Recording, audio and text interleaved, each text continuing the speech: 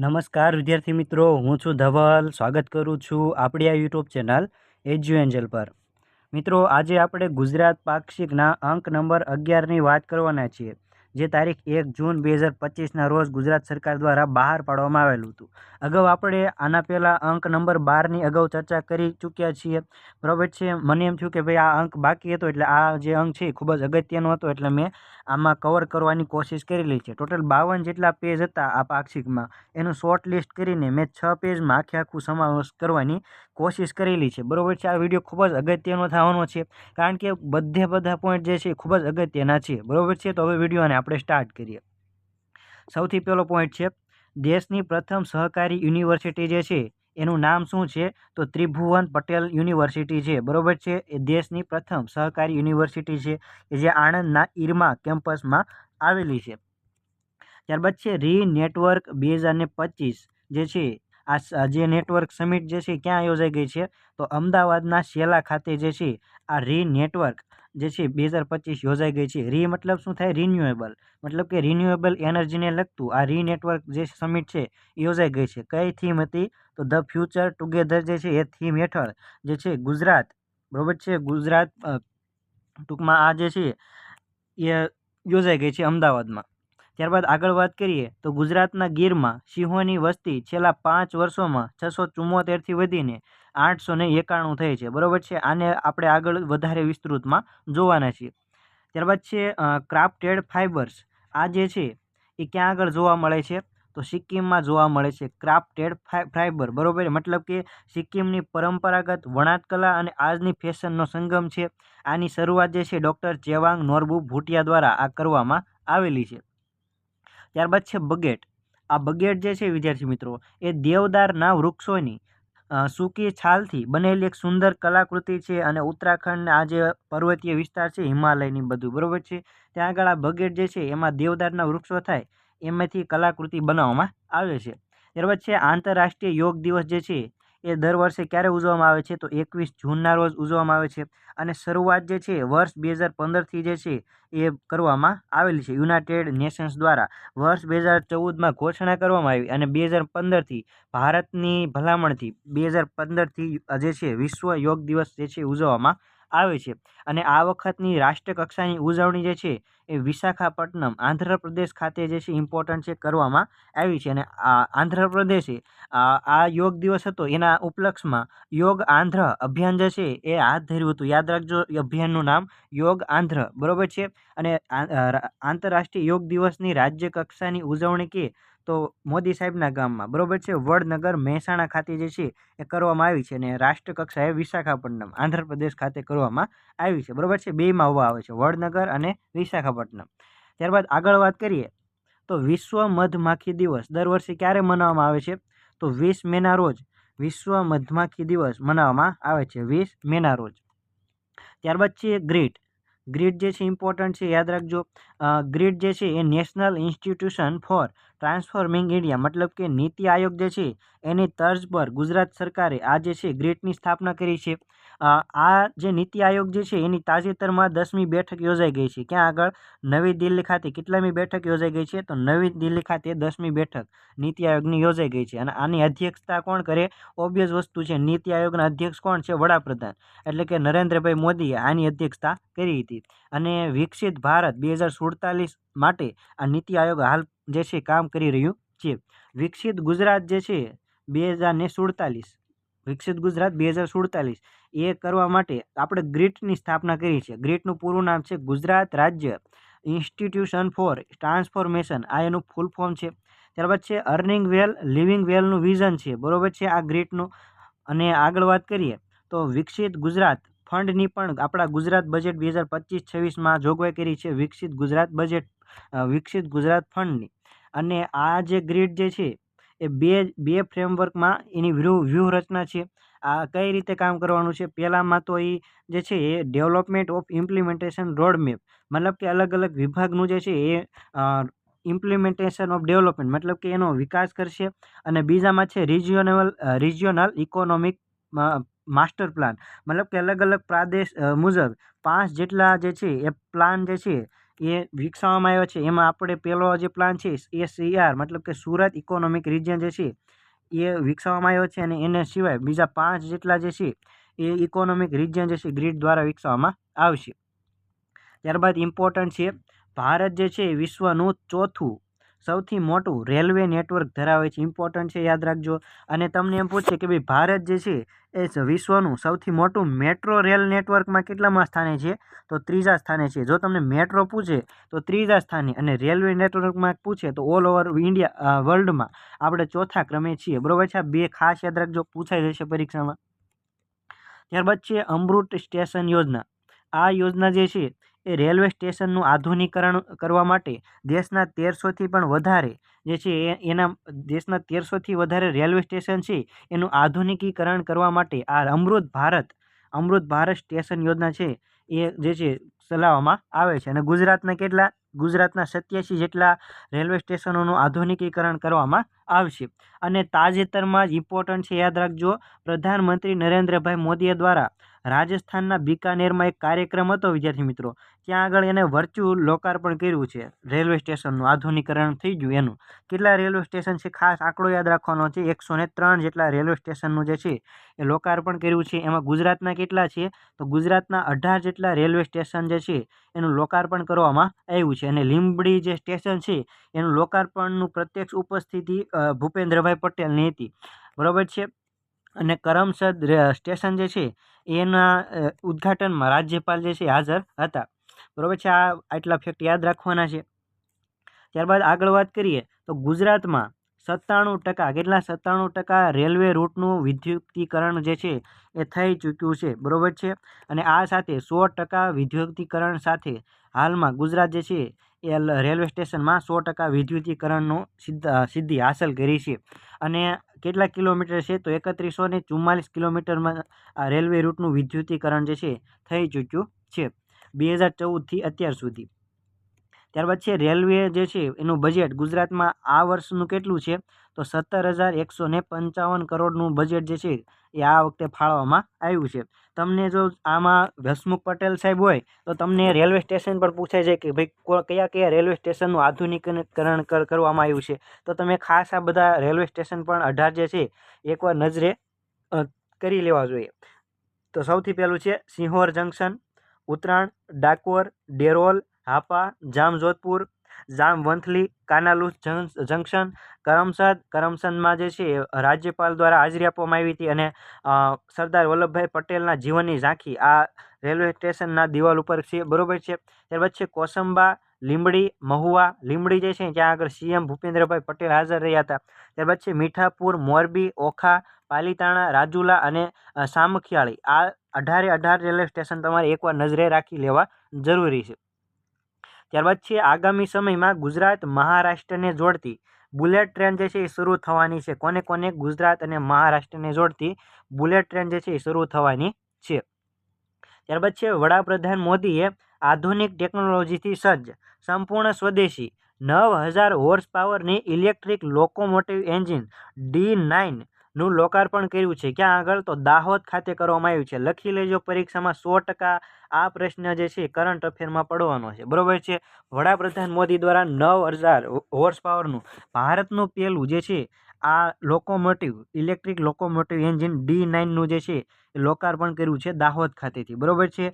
3 વર્ષ પહેલા આ ફેક્ટરીનો શિલાન્યાસ કરવામાં આવ્યો, અને આ વખતે બરોબર છે તાજેતરમાં ઇલેક્ટ્રિક લોકોમોટિવ એન્જિનનું જે છે લોકાર્પણ કરવામાં આવ્યું છે. D9 મતલબ કે દાહોદ, 9 એટલે 9000, એટલે કે એનું શોર્ટ ફોર્મ છે D9. બરોબર છે.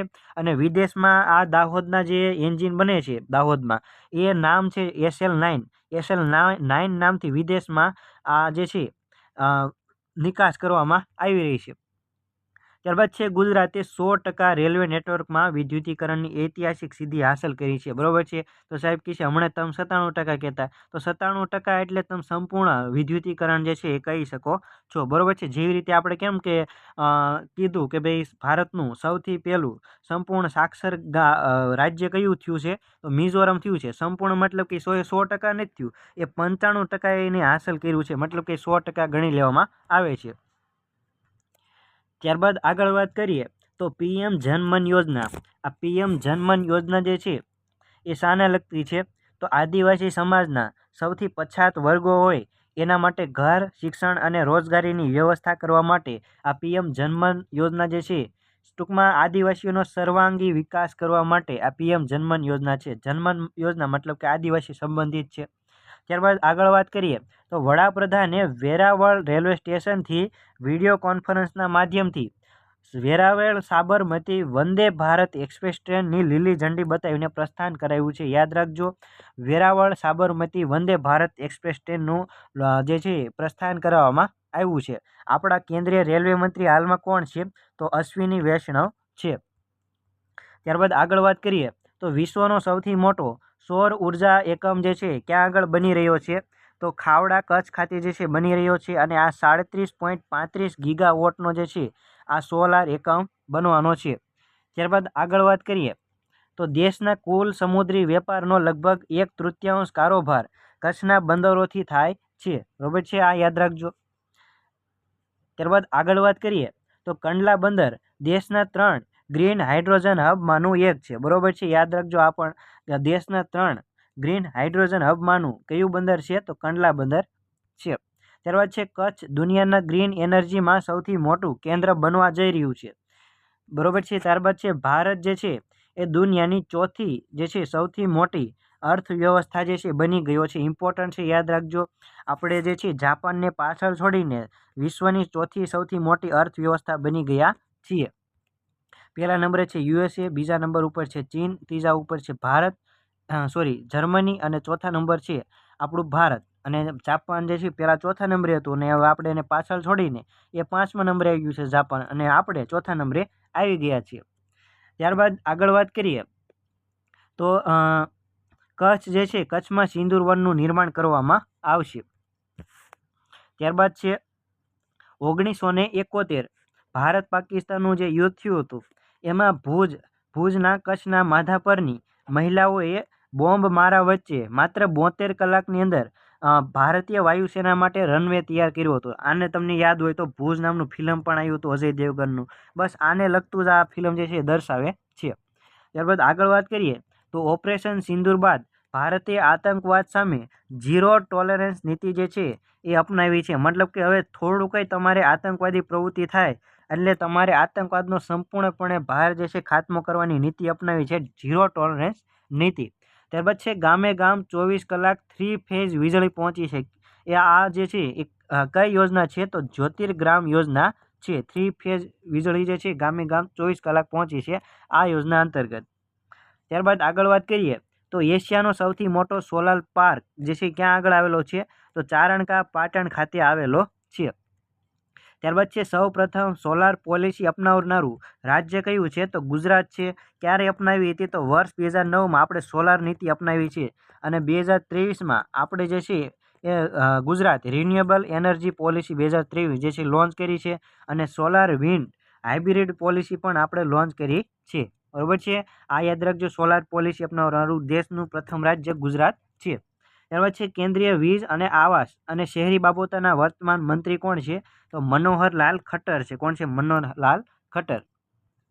ત્યારબાદ છે શહેરી વિકાસ વર્ષના 20 વર્ષની ઉજવણી ક્યાં આગળ કરવામાં આવી છે?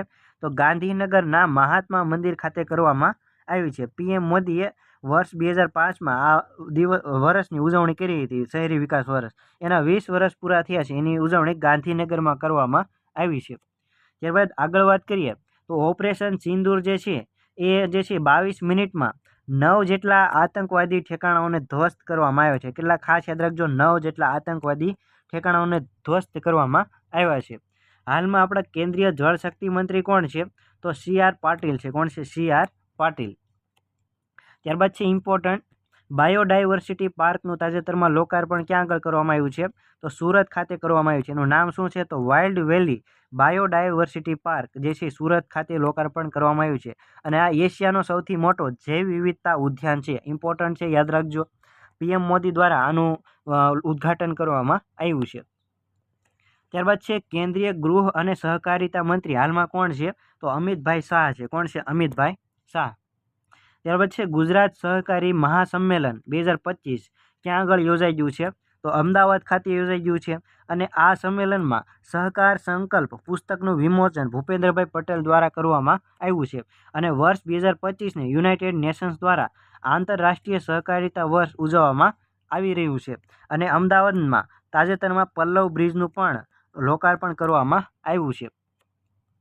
ત્યારબાદ છે દરેક ગ્રામ પંચાયત વિસ્તારમાં પ્રાઇમરી એગ્રીકલ્ચર ક્રેડિટ સોસાયટી મતલબ કે પેક્સ રજીસ્ટર કરી 2 લાખ જેટલી પ્રાથમિક સહકારી મંડળીઓ શરૂ કરવાનું આયોજન છે. કયા વર્ષ સુધીમાં?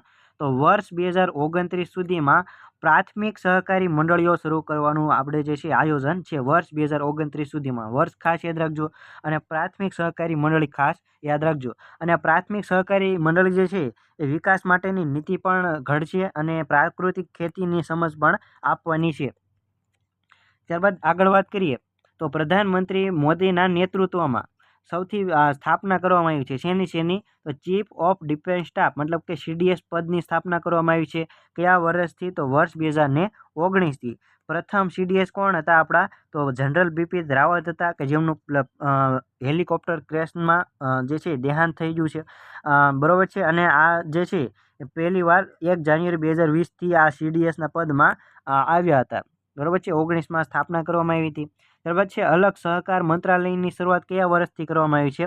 તો વર્ષ 2021થી કરવામાં આવી છે અને આપણા વર્તમાન કેન્દ્રીય સહકારિતા મંત્રી કોણ છે? તો અમિતભાઈ શાહ છે.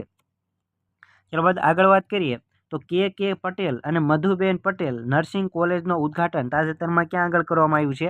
તો ગોઝારિયા મહેસાણા ખાતે કરવામાં આવ્યું છે. મહેસાણાના ગોઝારિયા ખાતે આ કે પટેલ અને મધુબેન પટેલ નર્સિંગ કોલેજનું ઉદ્ઘાટન કરવામાં આવ્યું છે.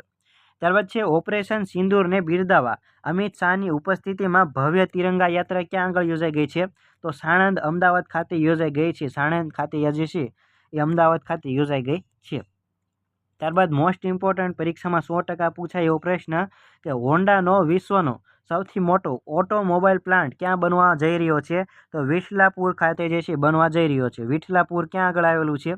તો વિઠલાપુર જે છે એ અમદાવાદ ખાતે આવેલું છે. ખાસ યાદ રાખજો, હોન્ડાનો આ સૌથી મોટો, બરાબર છે, વિશ્વનો સૌથી મોટો ઓટોમોબાઈલ પ્લાન્ટ જે છે એ બનવાનો છે. અને ગુજરાત જે છે ગુજરાત પોલીસના હોન્ડા જે છે એ CB 350 મોડલની 50 જેટલી QRT મોટરસાઇકલ જે છે એ આપવાની છે, અર્પણ કરી છે.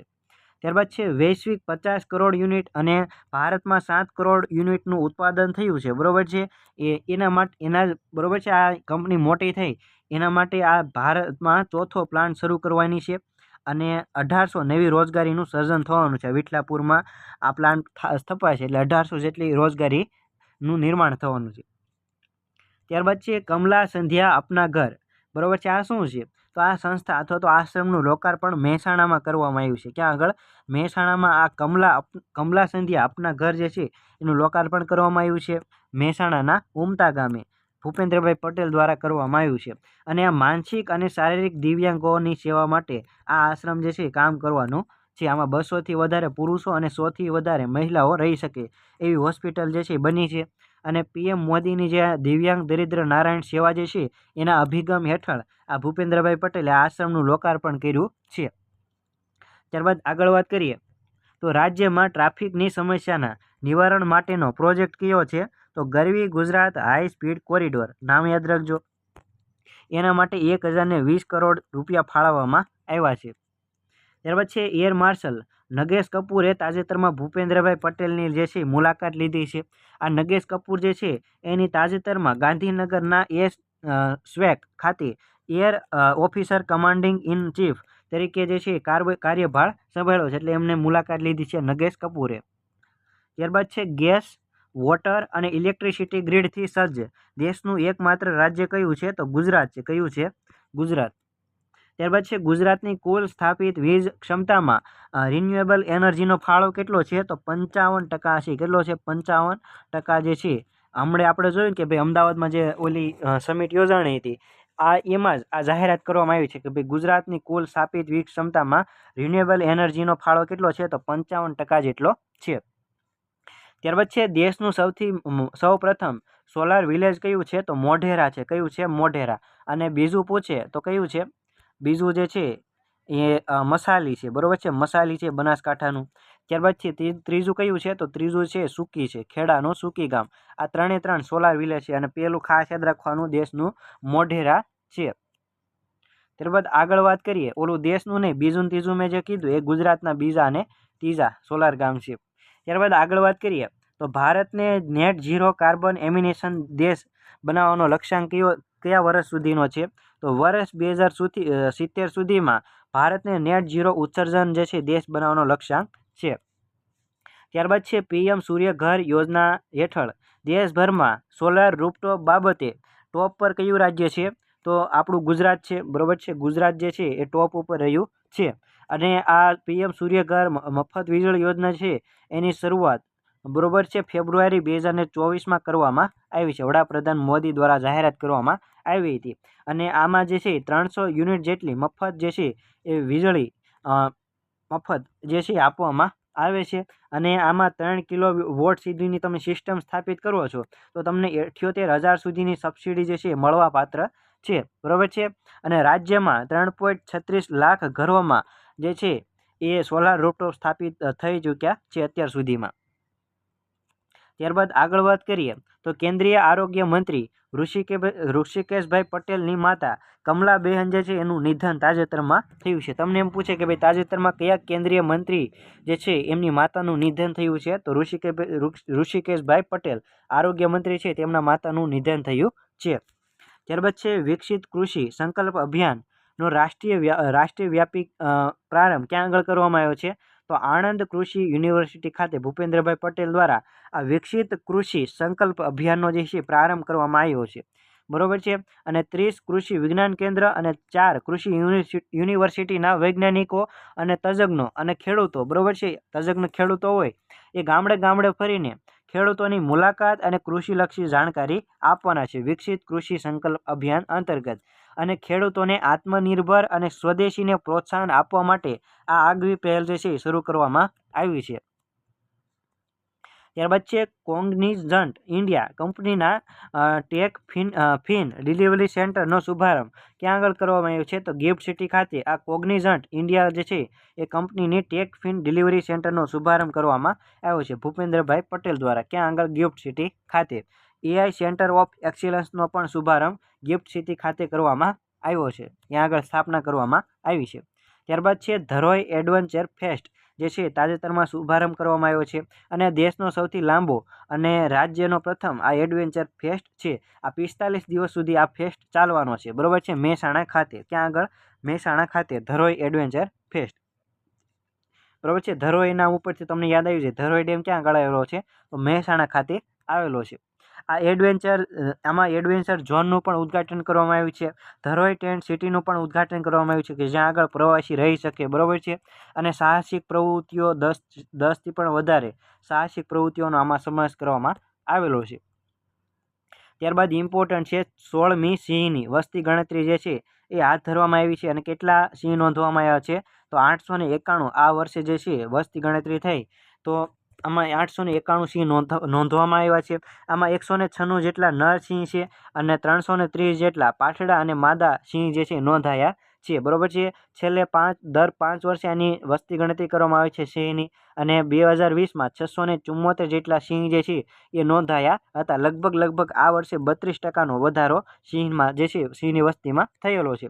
અને આના માટે કઈ સિસ્ટમથી એની ગણતરી કરવામાં આવે છે વસ્તી ગણતરી, તો ડાયરેક્ટ બીટ વેરિફિકેશન, બરોબર છે. મતલબ કે બ્લોક કાઉન્ટ પદ્ધતિથી આ વર્ષે જે છે એ દર વર્ષે ટૂંકમાં જે છે એની વસ્તી ગણતરી કરવામાં આવે છે. પરંપરાગત પદ્ધતિથી એને હાલ પૂરતી જે છે આપણે એનીથી કરતા નથી વસ્તી ગણતરી.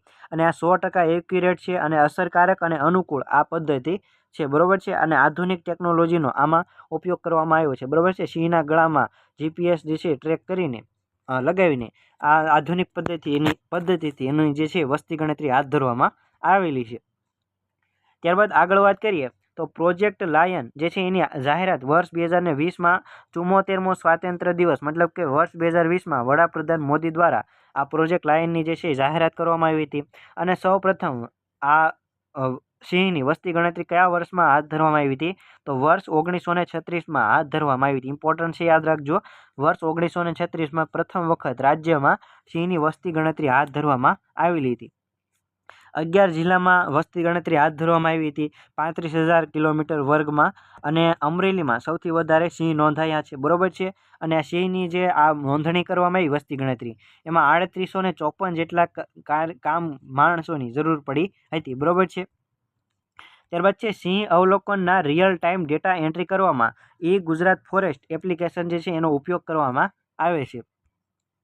ત્યારબાદ આગળ વાત કરીએ તો વન્યજીવના આરોગ્ય માટે સરકારે નેશનલ રેફરલ સેન્ટરને મંજૂરી આપવામાં આવી છે. ક્યાં આગળ? તો પીપળિયા જુનાગઢ ખાતે આ નેશનલ રેફરલ સેન્ટર જે છે ત્યાં આગળ સ્થાપવામાં આવશે. ત્યારબાદ છે ગીર વિસ્તારના વન્ય પ્રાણીઓના મોનિટરિંગ માટે એક હાઈટેક મોનિટરિંગ સેન્ટર અને વેટનરી હોસ્પિટલનું નિર્માણ કરવામાં આવશે. ક્યાં આગળ? સાસણ ખાતે કરવામાં આવશે. ત્યારબાદ છે વિશ્વ સિંહ દિવસ દર વર્ષે ક્યારે ઉજવવામાં આવે છે? તો 10 ઓગસ્ટના રોજ આપણે વિશ્વ સિંહ દિવસ જે છે દર વર્ષે ઉજવીએ છીએ. વર્ષ 1995માં જ્યારે સિંહની વસ્તી ગણતરી કરવામાં આવી ત્યારે 304 જેટલા સિંહ નોંધાણા હતા, અને આ વર્ષે 891 જેટલા જે છે સિંહ નોંધાયા છે. હવે આગળ વાત કરીએ તો ભારતમાં દરિયામાં કાચબાના કુલ કેટલા પ્રજાતિ જોવા મળે છે? તો 5 જેટલી પ્રજાતિ કાચબાની જોવા મળે છે, અને ગુજરાતના દરિયામાં 4 જેટલી પ્રજાતિ કાચબાની જોવા મળે છે. અને દ્વારકામાં જે છે એ લીલા કાચબા અને ઓલિવ રીડલી કાચબા જે છે એ જોવા મળે છે. બરોબર છે. અને આના ઉછેર માટે દ્વારકામાં ઓખામઢી અને નાવદરા આ 2 સ્થળ ફેમસ છે. બરોબર છે. અને આ ઓખામઢીની વાત કરીએ વિદ્યાર્થી મિત્રો તો વર્ષ 2012થી 2025 દરમિયાન એને 80,000થી પણ વધારે કાચબા જે છે એનો ઉછેર કરીને દરિયામાં છોડ્યા છે. બરોબર છે. ઇમ્પોર્ટન્ટ છે. અને આ જે ઓલિવ રીડલી કાચબાનું પિયર જે છે એ દ્વારકાના આ તમને કીધું ને કે ભાઈ આ ઓખામઢી જે છે એ આ દ્વારકા, ટૂંકમાં દ્વારકા જે છે ઓલિવ રીડલી કાચબાનું પિયર છે. પિયર શા માટે? કારણ કે ત્યાં આગળ આ કાચબા જે છે એ ઈંડા મૂકવા આવે છે. ક્યારે? સપ્ટેમ્બરથી એપ્રિલ મહિનાના ગાળામાં. બરોબર છે. બરોબર છે. અને ઓખા અને હર્ષદ સુધીના દરિયાકાંઠામાં આ ઈંડા મૂકવામાં આવે છે. લીલા કાચબા ઈંડા મૂકવા નથી આવતા વિદ્યાર્થી મિત્રો, ખાસ યાદ રાખજો. ઓલિવ રીડલી કાચબા જે છે ઈંડા મૂકવામાં આવે છે, અને રેતીમાં એના ઈંડા જે છે એ ઢાંકી દે છે, અને ખાડો કરીને ઢાંકી દે છે કાચબા. અને આ જે આપણા જે કીધું ને કે ભાઈ ઓખામઢીના આ ટૂંકમાં આ જે એ કૃત્રિમ રીતે આપણે માળામાં એને ઈંડા ખાડામાંથી કાઢીને આપણે 45થી 60 દિવસ સુધી આપણે કૃત્રિમ માળામાં રાખીને આપણે ઈંડાને કાચબા બનાવીને આપણે ઓખામાં છોડી દઈએ છીએ. આ રીતની કામગીરી દ્વારકા ખાતે થાય છે. અને આ વાત કરીએ તો વિશ્વ કાચબા દિવસ દર વર્ષે ક્યારે ઉજવવામાં આવે છે? તો 23 મેના રોજ વિશ્વ કાચબા દિવસ તરીકે ઉજવવામાં આવે છે. અને આગળ વાત કરીએ તો કાચબો જે છે એ ભગવાન વિષ્ણુનો બીજો અવતાર છે. કયો છે? કૂર્મ. બરોબર છે. કૂર્મ જે છે કાચબો ભગવાન વિષ્ણુનો બીજો અવતાર છે. ત્યારબાદ આગળ વાત કરીએ તો પાણી સંબંધિત સમસ્યાના નિવારણ માટે કોલ સેન્ટર જે છે એનું નામ શું છે? તો જલ સંપર્ક. શું છે? જલ સંપર્ક. અને આ જે છે પીવાના પાણી માટેનો ટોલ ફ્રી નંબર ગુજરાતનો કયો છે? તો 1916. કયો છે? 1916. ત્યારબાદ આગળ વાત કરીએ તો સ્પેશિયલ ખેલ મહાકુંભની 3જી આવૃત્તિ જે છે એમાં તરણ ગેમ જે છે એમાં 2 ગોલ્ડ કોણે જીતા છે? તો ગરિમા વ્યાસે જે છે એ વડોદરાની ગરિમા વ્યાસ જે છે એણે આ 2 ગોલ્ડ મેડલ જીત્યા છે 3 સ્પર્ધામાં. બરોબર છે. અને આ દિવ્યાંગ માટેનો આ સ્પેશિયલ ખેલ મહાકુંભ જે છે એ ગુજરાતમાં યોજાઈ ગયો છે. અને ખેલ મહાકુંભનો શુભારંભ વર્ષ 2010માં વડાપ્રધાન મોદી દ્વારા કરવામાં આવ્યો હતો. ત્યારબાદ છે કચ્છ જે છે એ કચ્છની મુલાકાતે સંરક્ષણ મંત્રી રાજનાથસિંહ છે. અને બરોબર છે સ્મૃતિવન ભૂકંપ મેમોરિયલ મ્યુઝિયમની તેમણે મુલાકાત લીધી હતી. ત્યારબાદ આગળ વાત કરીએ તો મહિલા સંમેલન ક્યાં આગળ યોજાઈ ગયું છે? તો ગાંધીનગરમાં યોજાઈ ગયું છે ભાનુબેન બાબરિયાની અધ્યક્ષતામાં. અને સખી વન સ્ટોપ સેન્ટર ખેડાનું પણ લોકાર્પણ કરવામાં આવ્યું છે. તમને ખ્યાલ હોય તો 181 નામનો જે નંબર છે એ અભયમ મતલબ કે મહિલા હેલ્પલાઇન નંબર છે. આ પણ પરીક્ષામાં પૂછાઈ ગયેલું છે. ત્યારબાદ આગળ વાત કરીએ તો પ્લાસ્ટિક એકત્રીકરણ કેન્દ્રનો શુભારંભ તાજેતરમાં ક્યાં આગળ કરવામાં આવ્યો છે? તો ગાંધીનગરના ઇન્દ્રોડા પાર્ક ખાતે પ્લાસ્ટિક એકત્રીકરણ કેન્દ્રનો શુભારંભ કરવામાં આવ્યો છે. ત્યારબાદ છે સ્વચ્છ સાબરમતી મહાઅભિયાન જે છે અમદાવાદ ખાતે કરવામાં આવ્યું છે ગુજરાત વિદ્યાપીઠના વિદ્યાર્થી શિક્ષક અને આપણા આચાર્ય દેવવ્રત દ્વારા. ત્યારબાદ આગળ વાત કરીએ તો તાજેતરમાં દેશનું પ્રથમ નેશનલ ક્વોલિટી એશ્યોરન્સ સ્ટાન્ડર્ડ મતલબ કે NQAS પ્રમાણિત આરોગ્ય મંદિર બનવાનું બહુમાન કોને સાંપડ્યું છે? તો ડોકલાવ પેટા આરોગ્ય કેન્દ્ર મહીસાગરને આ જે છે એ બહુમાન જે છે એ સાંપડ્યું છે. ઇમ્પોર્ટન્ટ છે, યાદ રાખજો. નેશનલ NQAS પ્રમાણપત્ર કોને મળ્યું છે? બરાબર છે, ડોકલાવ પેટા આરોગ્ય કેન્દ્ર મહીસાગરને.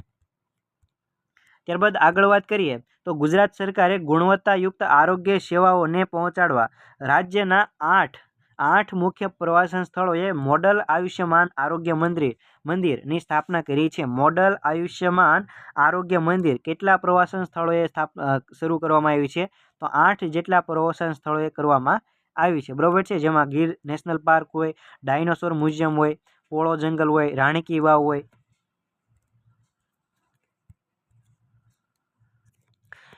નેશનલ સોલ્ટ સત્યાગ્રહ મેમોરિયલ હોય, મોઢેરાનું સૂર્ય મંદિર હોય, સ્ટેચ્યુ ઓફ યુનિટી હોય, કે હજી એક 8મું સ્થળ છે એનો હજી ગુજરાત પાક્ષિકમાં કે કોઈ વેબસાઇટમાં મેં સર્ચ કર્યું તેમાં કંઈ ઉલ્લેખ આપેલો નથી. બરાબર છે, 7 સ્થળ જે છે એનો ઉલ્લેખ આપ્યો છે, પણ ખાસ યાદ રાખવાનું કે ભાઈ 8 મુખ્ય પ્રવાસન સ્થળોએ મોડલ આયુષ્યમાન આરોગ્ય મંદિરની સ્થાપના કરવામાં આવશે આરોગ્યની સેવા પહોંચાડવા માટે. ત્યારબાદ આગળ વાત કરીએ તો આત્મા શું છે? આત્મા પ્રોજેક્ટ તો એગ્રીકલ્ચર ટેકનોલોજી મેનેજમેન્ટ એજન્સી છે. બરાબર છે, આ સ્વાયત્ત સંસ્થા છે અને ભારતના વિભિન્ન જિલ્લાઓમાં કૃષિ અને સંબંધિત જે છે ટેકનોલોજી એના પ્રસારનું કામ કરે છે. બરાબર છે, આની શરૂઆત જે છે બિહારમાં વર્ષ 2005માં કરવામાં આવી હતી અને હવે સમગ્ર ભારતમાં આ જે છે પ્રોજેક્ટ કામ કરે છે, આત્મા પ્રોજેક્ટ. ટૂંકમાં વિવિધ જિલ્લામાં કૃષિ અને એની ટેકનોલોજીનું પ્રસારનું કામ કરે છે આત્મા. ત્યારબાદ આગળ વાત કરીએ તો રાજ્ય સરકારે ગુજરાતના નબળા વર્ગોને નિઃશુલ્ક અને સક્ષમ કાનૂની સેવા પૂરી પાડવાની આવક મર્યાદા વધારીને કેટલી કરી છે? તો ₹3 લાખ જે છે એ કરવામાં આવી છે. ટૂંકમાં નબળા વર્ગો જે છે એને મફત કાનૂની સહાય જે છે એની આવક મર્યાદા પહેલાં હતી એ વધારીને 3 લાખ કરી દીધી છે. ત્યારબાદ છે રાજ્યના કર્મયોગીઓ અને તેમના પરિવારને આરોગ્ય સુરક્ષાનું કવચ પૂરું પાડવા માટે કઈ યોજના કાર્યરત છે? તો ગુજરાત કર્મયોગી સ્વાસ્થ્ય સુરક્ષા યોજના કાર્યરત છે અને પ્રધાનમંત્રી જન આરોગ્ય યોજના બરાબર છે માં હેઠળ જી કેટેગરીના વિશેષ કાર્ડ દ્વારા કુટુંબ દીઠ વાર્ષિક 10 લાખ સુધીની કેશલેસ સારવારનો જે છે લાભ મળવાપાત્ર છે. બરાબર છે, યાદ રાખજો, 10 લાખ જેટલી સહાય આમાં મળવાપાત્ર છે. ત્યારબાદ આગળ વાત કરીએ તો વિશ્વ પરિવાર દિવસ દર વર્ષે ક્યારે ઉજવવામાં આવે છે? તો 15 મેના રોજ વિશ્વ પરિવાર દિવસ ઉજવવામાં આવે છે. ત્યારબાદ આગળ વાત કરીએ તો વિશ્વ પર્યાવરણ દિવસ વર્ષ 2025માં ક્યારે ઉજવવામાં આવ્યો? તો 5 જૂનના રોજ ઉજવવામાં આવ્યો અને આ વખતની થીમ છે બીટ ધ પ્લાસ્ટિક પોલ્યુશન, મતલબ કે પ્લાસ્ટિક પ્રદૂષણનો અંત લાવવાનો છે. અને આ વખતે વિશ્વ પર્યાવરણ દિવસનો યજમાન દેશ કયો છે? તો કોરિયા ખાતે આજે છે વિશ્વ પર્યાવરણ દિવસની ઉજવણી કરવામાં આવી હતી. ત્યારબાદ છે ગુરુ ગોવિંદ સ્મૃતિ વન ક્યાં આગળ આવેલું છે? તો મહીસાગર ખાતે આવેલું છે. ત્યારબાદ છે મહીસાગર વન ક્યાં આગળ આવેલું છે? તો વહોરાની ખાડી ખાતે આવેલું છે. વહોરાની ખાડી ખાતે મહીસાગર વન આવેલું છે. ત્યારબાદ છે ઋષભદેવને કયા વૃક્ષ નીચે કેવલ્ય જ્ઞાન પ્રાપ્ત થયું હતું? તો વડના વૃક્ષ નીચે પ્રથમ તીર્થંકર છે જૈન ધર્મના ઋષભદેવ, એમને વડના વૃક્ષ નીચે કેવલ્ય જ્ઞાન પ્રાપ્ત થયું હતું. ત્યારબાદ છે શહીદ વનમાં, આ શહીદ વન ક્યાં આવેલું છે? તો જામનગરના ભૂચર મોરી ખાતે આવેલું છે, ધ્રોલ ખાતે. બરોબર છે, ત્યાં આગળ કયા શહીદનું સ્ટેચ્યુ આવેલું છે? તો જામ અજાજીનું સ્ટેચ્યુ આવેલું છે. ત્યારબાદ છે UN Mehta institute of cardiology and research સેન્ટરનું લોકાર્પણ ક્યાં આગળ કરવામાં આવ્યું છે? તો ગાંધીનગર ખાતે PM મોદી દ્વારા આ કાર્ડિયોલોજી એન્ડ રિસર્ચ સેન્ટરનું ઉદ્ઘાટન કરવામાં આવ્યું છે. ત્યારબાદ છે ગુજરાતનું સૌથી પ્રાચીન સંગ્રહાલય કયું છે? તો કચ્છ જે છે કચ્છ મ્યુઝિયમ સૌથી પ્રાચીન સંગ્રહાલય છે. એનું જૂનું નામ છે ફર્ગ્યુસન મ્યુઝિયમ. શું છે? Fergusson museum. એની સ્થાપના ક્યારે કરવામાં આવી હતી? તો વર્ષ 1877માં આની સ્થાપના કરવામાં આવી હતી. ત્યારબાદ આગળ વાત કરીએ તો ફિટ ઇન્ડિયાના બ્રાન્ડ એમ્બેસેડર કોણ છે? તો કલ્પેશસિંહ ઝાલા છે. કોણ છે? કલ્પેશસિંહ ઝાલા, કે જે સાયકલિસ્ટ છે અને ભાવનગરના છે, બરાબર છે. અને વિશ્વ સાયકલ દિવસ દર વર્ષે ક્યારે મનાવવામાં આવે છે? તો 3 જૂનના રોજ વિશ્વ સાયકલ દિવસ ઉજવવામાં આવે છે, બરાબર છે. વિદ્યાર્થી મિત્રો, દરેક દિવસ જે છે એ ગુજરાત પાક્ષિકમાં આપેલા છે, એટલે આ પરીક્ષાની દ્રષ્ટિએ ઇમ્પોર્ટન્ટ થઈ જાય, બરાબર છે, પૂછવામાં. ત્યારબાદ આગળ વાત કરીએ તો ઇન્ટરનેશનલ મ્યુઝિયમ ડે મતલબ કે આંતરરાષ્ટ્રીય સંગ્રહાલય દિવસ દર વર્ષે ક્યારે મનાવવામાં આવે છે? તો 18 મેના રોજ આંતરરાષ્ટ્રીય સંગ્રહાલય દિવસ મનાવવામાં આવે છે. ત્યારબાદ આની થીમ શું હતી આ વર્ષની? તો the future of museum in rapidly changing communities આ વર્ષની થીમ હતી. ત્યારબાદ છે ભારતમાં ઉત્ખનન સ્થળ ખાતે જ મ્યુઝિયમ એટલે કે સાઇટ મ્યુઝિયમ ઊભા કરવામાં સિંહ ફાળો કોનો છે? તો વાઇસરોય કર્ઝન અને જ્હોન માર્શલનો ફાળો છે. જ્હોન માર્શલ કોણ હતા? તો આર્કિયોલોજીકલ સર્વે ઓફ ઇન્ડિયાના વડા હતા. આનો ફાળો છે.